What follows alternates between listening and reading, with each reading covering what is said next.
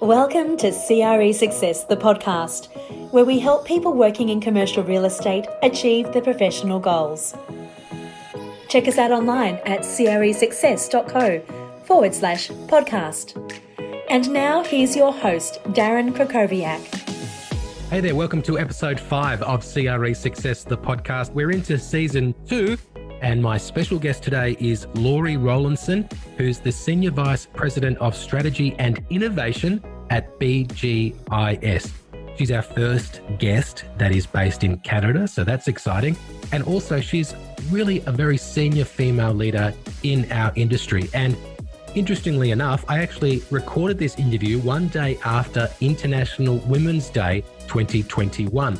And I thought it'd be a good idea to also share with you that last season, we had 6 out of 20 episodes with female guests, but the most downloaded episodes for the first, second, and fourth place were all with women. So even though women were underrepresented in the total number of episodes, they were overrepresented when it comes to the most downloaded episode.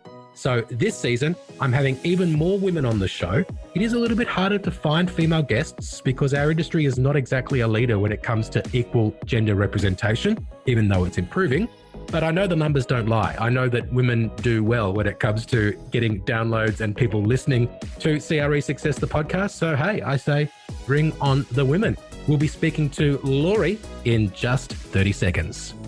90% of the world's data was generated in the last 2 years. CRE is a business intelligence and analytics tool for commercial real estate professionals. Using real-time insights, track key portfolio metrics and benchmark against the market so you can make faster and well-informed decisions. With live dashboards and bespoke reporting, impress both your executive team and your property clients. It's time to turn data into your most valuable asset with CRE from Released. And now it's time for the interview on CRE Success, the podcast. Lorri, welcome to CRE Success, the podcast. Hi, Darren. Thank you so much for having me on the show today. Lorri, the first question we do in every episode is we ask our guests to step into the virtual elevator and to give us their elevator pitch of who they are. So, Lorri, tell me, who are you? Sure. Well, my day job is Senior Vice President of Strategy and Innovation for BGIS. But I'm secretly a super nerd. I love everything technology related. I love our profession and the people in it. And I'm just a voracious learner, and I'm just so energized and excited by our profession. So how did you actually get into real estate? Well, you know what, Darren? I think a lot of people like myself were accidental real estate professionals, a crossover. I started my career in large outsourcing arrangements. They happen to be about a wide spectrum of topics. I got very, very good at vendor management and designing optimal outsourced arrangements, regardless of what type of service it was. And I just happened to fall into the real estate side. I loved it so much. And I crossed over formally to specialize in outsourcing and real estate, which blossomed into a whole bunch of derivative topics. So I was an accidental crossover into our profession. And since then, I've gone back to school and received a number of accreditations. So I probably at this point have now more certifications and accreditations in real estate related topics I have in what I started. What's played a bigger part in your advancement as a professional? Do you think it's more structured learning and institutional learning, or has it been more on-the-job training? I think it has to be both, and it's changing as we go forward. So I'm towards the end of my career. When I started, a lot of it was just really surrounding myself with some really incredible leaders, just observing what they do, taking qualities that I admired from other people and making them my own. So I used to call it corporate tofu. You become the flavor of everything around you, but if you have to intentionally observe the characteristics or attributes of those people around you that you like and make them your own. So that's sort of on the job mentoring and learning. And then eventually you progress to a point in your career where you're a senior executive and you're responsible for providing that thought leadership or that intelligence inside your organization. So there's perhaps very limited places inside the company that you would go. So you do have to go to the outside. So it's always a balance of both. But at some point, and as you get more senior, you're going to have to continue to rely on more external frameworks and sources. And then the last thing I'll say is we're about to have more change in the next 9 or 10 years than we have in the last 50. By the year 2030, we'll be using technologies that haven't been invented yet. They'll be essential to our business. By 2035, 85% of the careers will be based on technologies and practices that, again, don't exist yet today. And that sounds a bit overwhelming until you realize that the iPad is only 11 years old and a lot happens in a decade. So now is the time more than ever to reinvent yourself with continuous learning.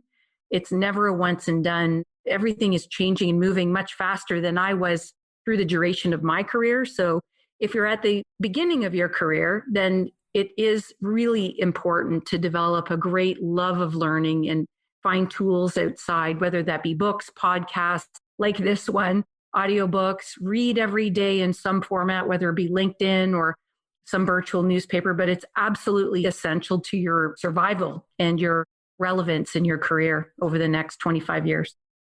Brilliant advice. I think there are so many different formats that people can learn.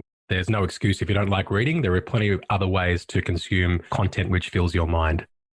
Tell me about BGIS, because I know they're a global service provider, but they're not in every country where we have listeners to this podcast. So I know they occupy a significant slice of the outsource market. Tell me about where they come from and where they operate. Yeah, sure. BGIS was actually born out of an original partnership of Brookfield, which is probably quite a well-known global company. We started as a Canadian company, but when I joined the company 8 years ago, we had about 1,200 employees, and we're just shy of 8,000 employees today. And we will be close to 15,000 employees by the year 2024. We've been able to carve out a very unique niche in the facilities management market, and we're not a brokerage-led outsourced organization like some of the big names. We are a technically led organization, so driven by technology, data, and insight. Most of us are engineers. And so we have a very different approach. We're really built for that low revenue, recurring kind of business. We're really purpose built for that versus big transactional kind of activities. And the message in the offering has really resonated with our clients. We now have clients in Canada, the US, the UK, Australia, and New Zealand, and we're continuing to grow in other geographies, especially within those geographies that I mentioned. You mentioned facilities management and more technical expertise. Does BGIS exclusively work with occupiers, or do they also do work for landlords? We exclusively today work with occupiers. I think that there is some minor exceptions around property management that we do for some organizations and some geographies, which is a bit of a legacy, but certainly open to doing work for property managers. But right now, the predominance of our clients are occupiers of large real estate portfolios. Got it. Okay. And what is your role as head of strategy and innovation involved?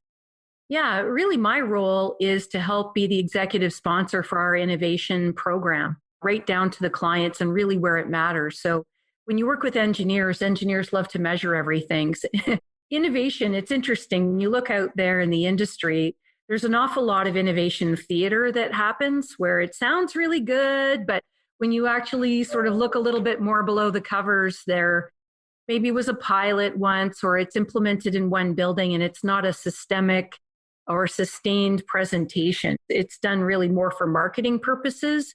Well, engineers are not that way. We really want to move the needle and make a difference with our clients' business. So we have a very process-driven, closed-loop, thorough approach towards ideation of innovation, how we cultivate it, how we test it and pilot, how we implement it, and how we measure the success. So I'm really the sponsor for helping with the intake and the development. I'm also sort of like an in-house consultant for our account teams as well as our clients on demand to help them really transform their businesses in what matters to them. Well, I know you referenced your commitment to lifelong learning, and I wanted to move across now to talk about your passion for building high-performing teams.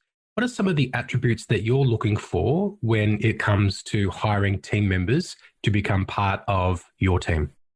Yeah, this is a fantastic question. And I think a lot of people default to technical knowledge, which is important to some extent. But there's some other interpersonal skills that I always look for and test for. I think people have to be comfortable working in undefined realms, meaning if you are very process driven and you like to have a playbook and a step-by-step to follow, this probably isn't the area for you because there often are not footprints to follow. You're creating the footprints and the blueprint for people to follow. Your problem-solving skills have to really be off the chart. You have to be able to explain complex or obtuse or abstract concepts in a simple and visual way. And that is very important to be able to get your message across. I think you'll have to have some understanding of data and data mapping and what metrics are important. And then I also look for other things like trust and rapport and emotional intelligence. You could be the smartest person out there, but if you're a little rough around the edges or maybe even a jerk, like nobody wants that person. That person doesn't have a place in a high-performing team. So trust and rapport and chemistry.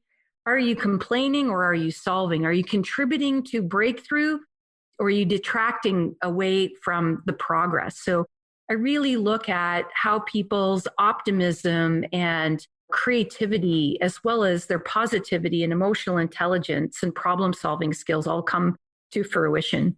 And then the last thing I'd say is one of the nicest compliments I ever received was, Lorri, you like to have fun while we get things done. So meaning that it's a very results-oriented, very fast-paced area, a lot of pressure sometimes, but you got to have a laugh while you're working really hard. And we spend more time at work than we do with our families. So you have to bring the joy in it. You have to bring some levity to those moments when you have tough things that you're solving.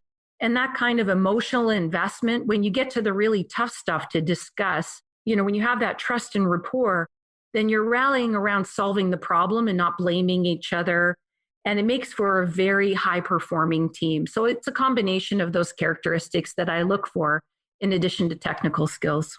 That's awesome. I love the no jerks allowed, bringing the joy. I've heard that expression from Brendan Burchard, who you and I have spoken about before. Can you just explain a little bit more how you can test for some of those more technical skills and the ability to communicate those? Can you give me an example of how you might be able to test for that in an interview or candidate selection process? Yeah, there are some tools that will help you with that, right? Like Thomas profiling is one, Myers-Briggs. There's a number of tools at BGIS and our standard hiring practices.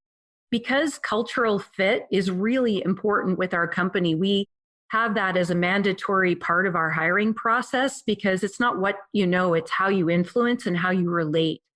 So we hire as much for cultural fit in our company as we do for technical expertise.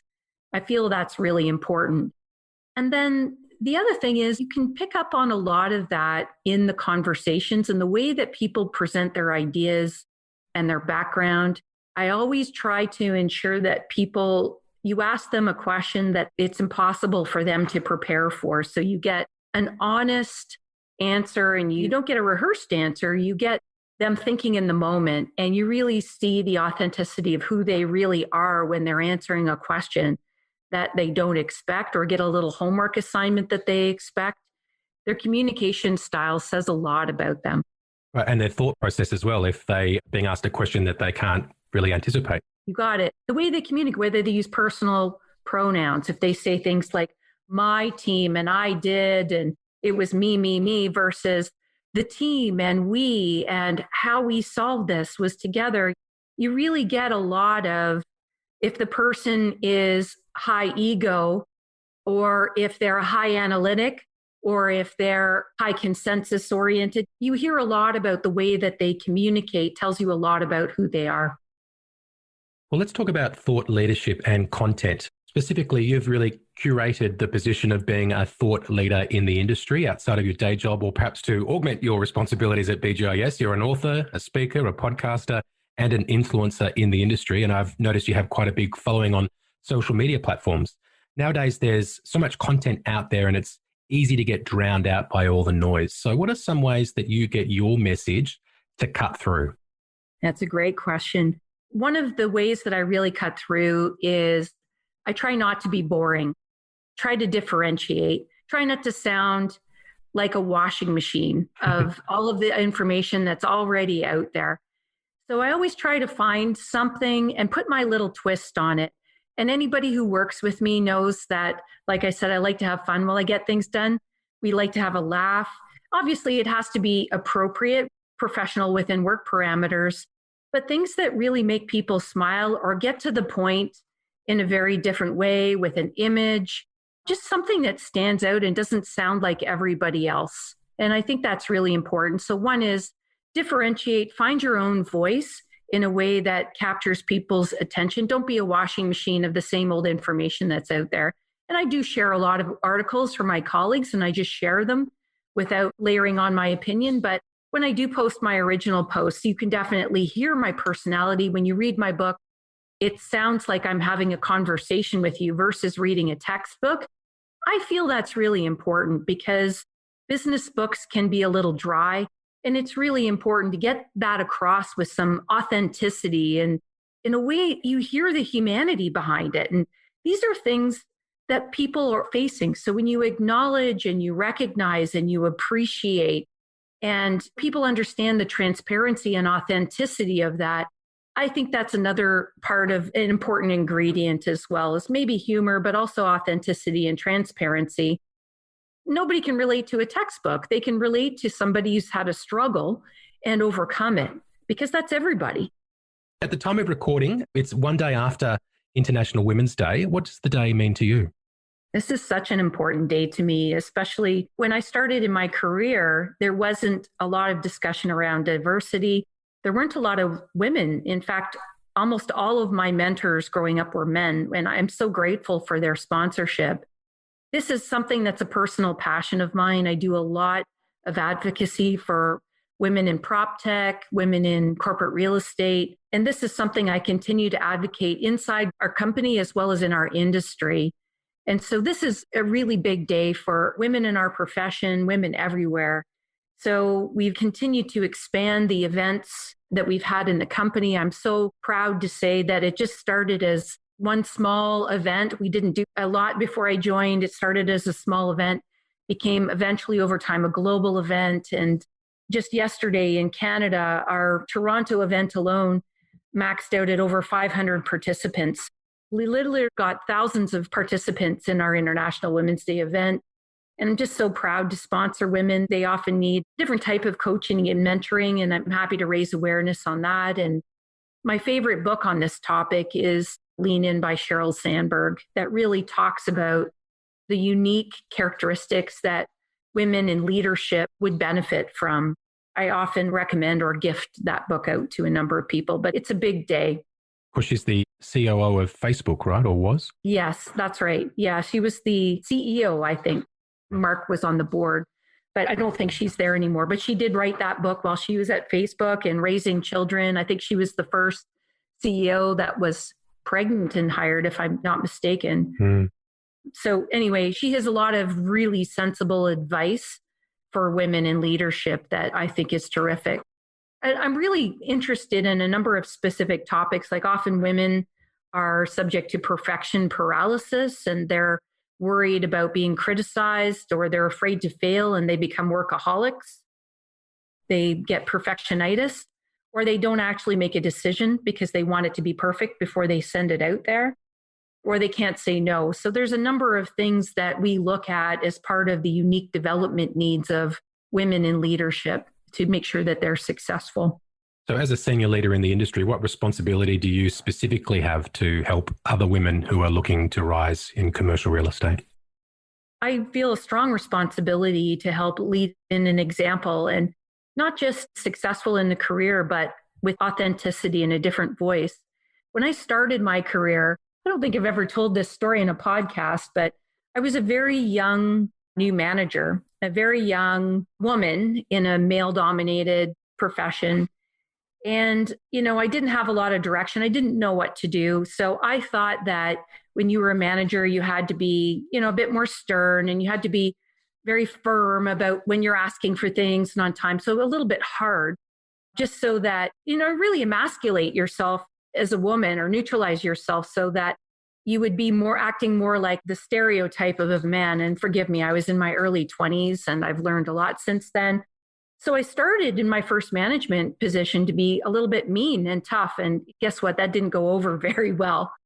So I really wanted women to really find their authentic voice. And as soon as you switched over to being an authentic leader and being open, constructive, willing to admit things, willing to have conversations about different things, it really changed the game. So it made me realize that women in leadership admit very different characteristics than men. And it's not just about copying a stereotype of what you think men leaders should be. It's finding your own voice and showing women leaders that it's okay. You don't have to make yourself the masculine version of yourself. Be yourself and just have great advice and just be your authentic self. So I tried to do that. And I do that by being funny when I talk at events. As long as it's appropriate, you have a bit of humor. There's nothing wrong with that. But don't just be a dry, boring leader. Nobody wants that. It doesn't matter what gender you are. Thank you for sharing that story.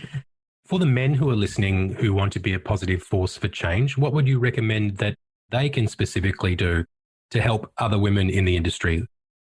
I love this question. And I always make a point of ensuring men feel welcome or even speak at a lot of our International Women's Day events. Because like I mentioned, Darren, most of my mentors almost entirely were men. And so men can play a great role with sponsorship of women, mentoring of women, developing of women, just making sure that they're supporting the unique development needs and being a mentor to women and being a sponsor for women. And that's gender neutral. Anybody can do that. If they could reach out and support women in that way, I think that would be part of the solution for sure. Okay, Lorri. Well, if our audience would like to connect with you and follow your content, what's the best way they can do that? Yeah, sure. Thanks, Darren. Well, you can reach out to me on LinkedIn.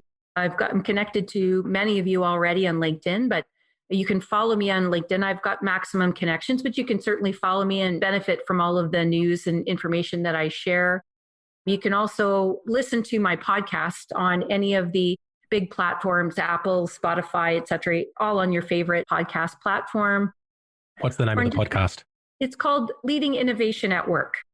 Awesome. Well, Lorri, it's been fantastic to have you on the show. I want to say thank you very much for taking the time to be our special guest on this episode of CRE Success, the podcast. It's my pleasure, Darren, and thank you so much for the great service you do for our industry. I'm a big fan of CRE Success and great listener, so it's really a pleasure to be on the show. Thank you so much. For more information about our guest, visit cresuccess.co/podcast. And now a final thought from Darren Krakowiak.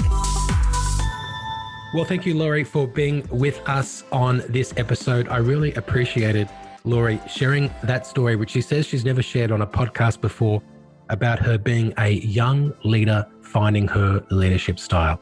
And I really think leadership matters for everyone, right? It doesn't matter if you're a leader who's in charge of managing others, or maybe you're managing clients, or maybe you're just managing yourself. But I think leadership really does matter for everyone in the industry. It's why I've developed the 7 Ps of commercial real estate leadership, which I roll out in a module of CRE Success membership. If you'd like to learn a little bit more about leadership and how it applies in commercial real estate, really encourage you to go back and listen to season 1 of the podcast. There's so many great commercial real estate leaders who share what leadership means to them. A few episodes that come to mind would be episode 7 with Rob Ed of Unispace, number 14 with Shelley Boland of Standard Chartered Bank, and also number 16 with Jeff Moxham of Ray White Commercial, but many, many more. If you haven't listened to season 1 of CRE Success, the podcast, really encourage you to go back and have a listen. Thanks so much for listening to this episode, and I will speak to you soon. Thanks for listening to CRE Success, the podcast. If you enjoyed this episode, make sure you subscribe to us on your favourite podcast platform and be sure to leave us a 5-star review. For more information about the show, just check the show notes on your podcast app or visit us online at cresuccess.co. Now the world of work has changed. Everyone's looking for new ways to add flexible working into their plans and portfolios. Hub Australia is the national expert in premium flexible workspaces that offer 5-star hospitality service. Hub Australia is already partnering with leading developers, Brookfield and Amalgamated Property Group, to deliver the future of work for their tenants. Head to hubaustralia.com to learn more about Australia's leading flexible workspace experts.